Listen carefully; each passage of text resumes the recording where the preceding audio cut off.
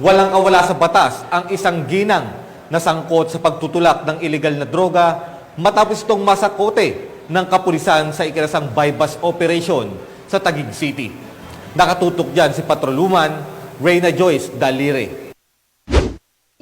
55 anyos na babae ang arestado sa ikinasang bypass operation ng Taguig City Police Station na pinangunahan ng Station Drug Enforcement Unit at nagresulta sa pagkasabat ng halos 200,000 pisong halaga ng pinaniniwalaang iligal na droga. Ayon sa report, dakong alas 9 ng gabi nitong Lunes lamang sa bahagi ng North Signal, Taguig City, nang magpanggap na posure buyer ang operatiba kung saan positibo itong nakabili kay alias Glenda ng iligal na droga sa halagang 500 piso lamang. Sa kabuuan, aabot sa bigat na 27 gramo ang lahat ng nakumpiskang iligal na droga sa kanya.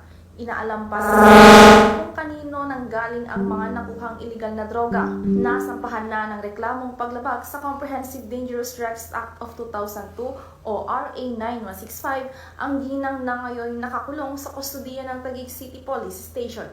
Mula dito sa Southern Police District, ako ang iyong PNN correspondent, Patrolwoman Reyna Joyce Dalire, alagad ng batas, tagataguyod ng Balitang Pulis.